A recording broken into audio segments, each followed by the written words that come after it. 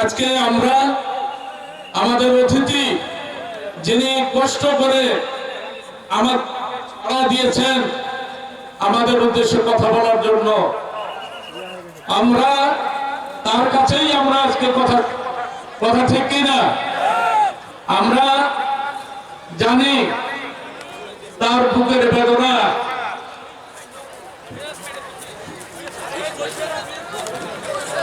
আমরা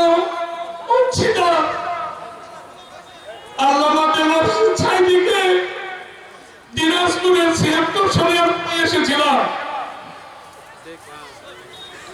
তখন থেকে আমরা দিনাজপুর জেলার প্রত্যেকটা উপজেলায় একাধিক প্রোগ্রাম আমরা করেছি।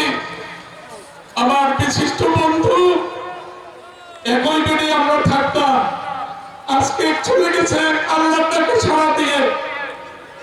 তার সুযোগ্য সন্তানের কাছ থেকে আমরা কিছু কথা শুনবো।